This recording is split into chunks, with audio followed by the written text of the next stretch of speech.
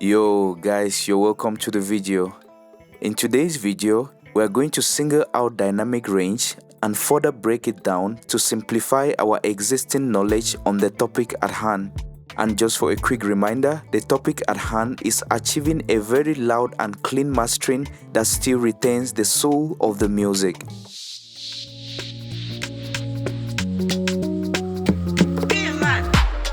On our last video guys, we talked about gain staging, dynamic range, and how understanding the connection between these two, plus a proper use of an EQ, is the recipe for a very loud and clean master that doesn't feel lifeless. Naturally, that information would be somewhat sufficient for anyone who has been experimenting with mixing and mastering over the years to make certain necessary mental connections based on that information with all the knowledge they've already accumulated over time. Unfortunately guys, a newbie or even an intermediate wouldn't say same. And that is where today's video comes in, and subsequent videos that will follow up to break down this knowledge into smaller chunks and make it much more comprehensible. So, that being said, assuming we've laid a good foundation with gain staging, now we are going to discuss how to handle peaks and transients to keep that foundation solid enough by maintaining a consistent dynamic range wherever necessary throughout the mix.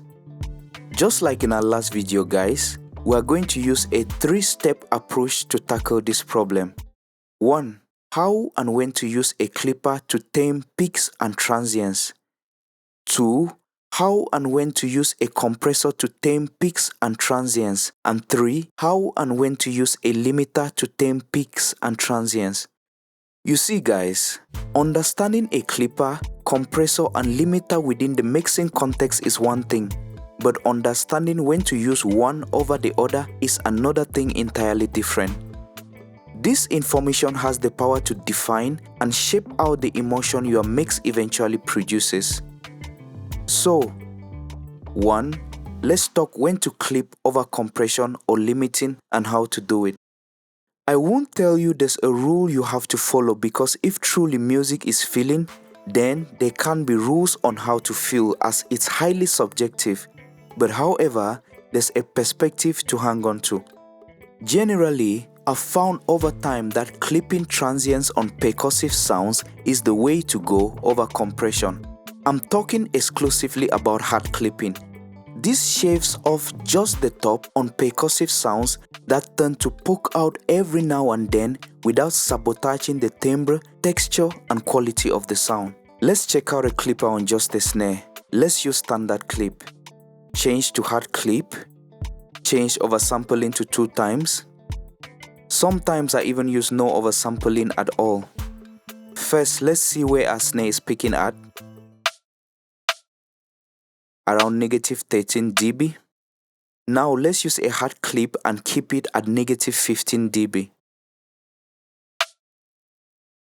You see guys, you can also see over here. And as you can hear, there's no significant change to the sound quality of the snare.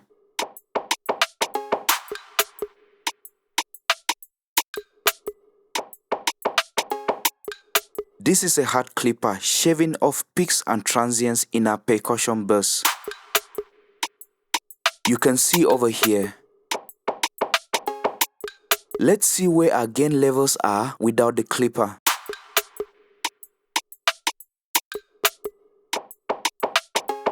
You see we are almost reaching 12 dB. Let's see what it looks like if we just shave off the tips of the transients.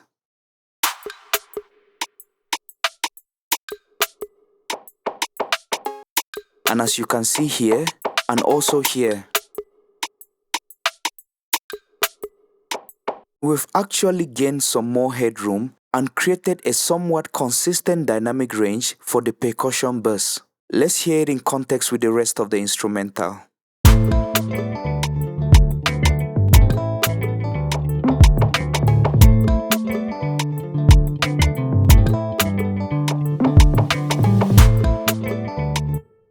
As opposed to using a compressor to achieve this same effect, which I'm not saying we can't, because we can obviously use a high ratio, fast attack and a fast release to make a compressor behave like a clipper.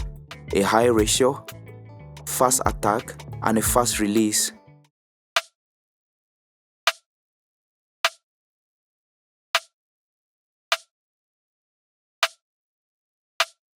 You could pretty much achieve the same thing with a compressor, but then you'd also observe that it's not as consistent as a hard clipper.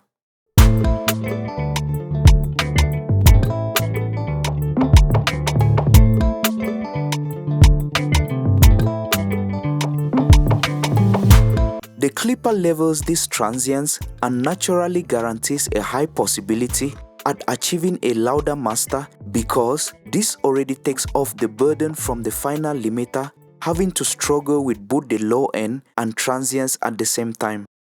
2. Let's talk when to compress over clipping or limiting and how to do it. Okay, now it may seem like there's actually rules to this, but who said there wasn't no rules at all completely? Guys, it's simple. I always use a compressor on sounds that don't have sharp peaks and transients like chords, guitars, melody instruments basically. This preserves the timbre and smoothness of these sounds as it's very necessary for the overall warmth we need in the mix. In this instance, I just have a few decisions to make. Whether to use a 1. Slow attack or fast attack on the compressor. Let's use a slow attack and see what happens. First, we start by increasing the ratio. A medium ratio to like 4. We engage the threshold just to handle the peaks.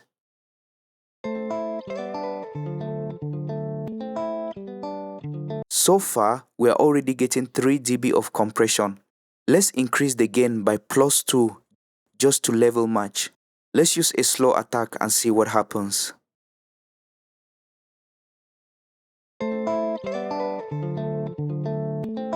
You see, with a slow attack, just 1 dB of compression is happening.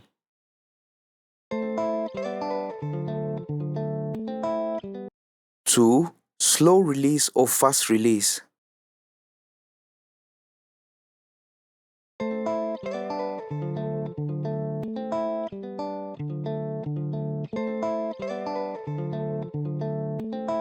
It's funny that with a slow release, we are getting more compression.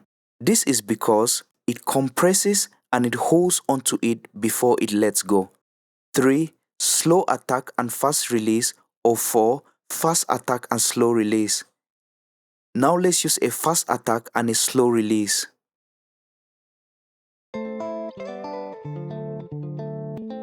Now we are getting up to 4, almost 5 dB of compression.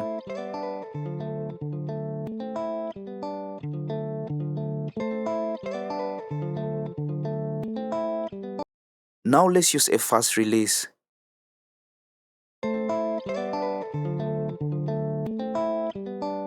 You can observe that with a fast release, we get less compression.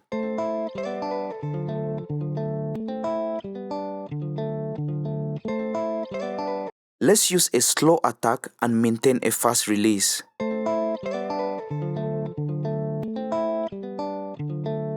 We are getting less compression obviously because it's taking more time to attack the peaks.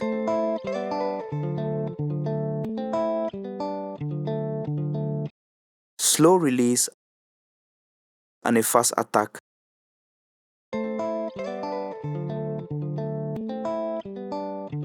This is really leveling the sound. Let's hear it in context, guys.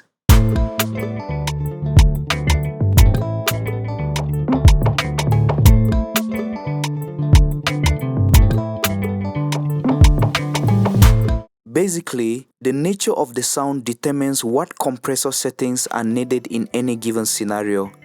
And guys, if you're getting value so far, please hit the like button. Subscribe and let me know in the comment section if you want further details on how to decide on what compressor settings to use. That should be on subsequent videos. Comment, give us more videos on the comment section. This doesn't only help the channel, but lets me know you guys actually need the knowledge I believe you need. 3. Let's talk when to limit over clipping and or compression. It may come off a bit strange to some that we are talking limiting in a mixing room, but hey guys, that's the nature of the job. Tools are tools and what works, works. Actually, sometimes clipping is not the way to go, and neither is compression. You just need a limiter to bring something up from the bottom, make it stand in your face, then hold it down at the same time. Only a limiter has these magic powers based on how it's designed to achieve this effect. Remember guys, the goal is to craft a mix that comes to life and make the final limiters work on the master bus a much more easier one, which in effect results in a very loud and more dynamic master. How I'll do this is, I'll engage both the threshold and ceiling of a limiter together, bring it down to a desired level, then slightly ease the ceiling to a sweet spot. When you do this, it kind of swells the sound without it losing its core timbre and without it randomly poking out.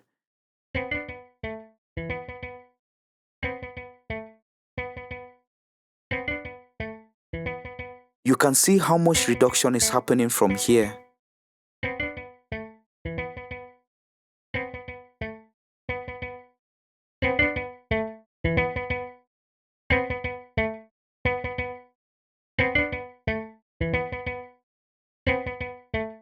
The limiter kind of just swells the sound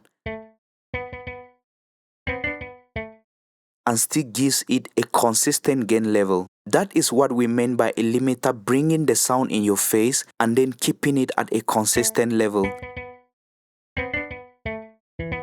Let's hear without.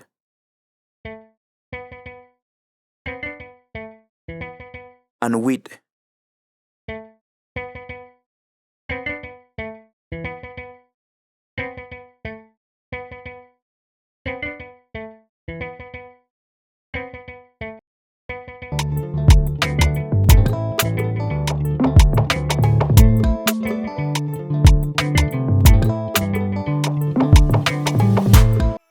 This really works well on vocals too, especially as the last effect on a vocal chain, or just basically on any sound that gets too dynamic without obvious peaks and transients, where using a clipper is a no-no and no amount of compression seems to fix it. In conclusion guys, the essence of paying attention to dynamic range is to maintain how something actually feels like in real life and at the same time, control it carefully within the mix to achieve rhythm and harmony and a good shot at a very loud master. So, that's it for today guys. Thank you guys for sticking to the end, and please don't forget to like, comment and subscribe, and see you all in the next video. Take care.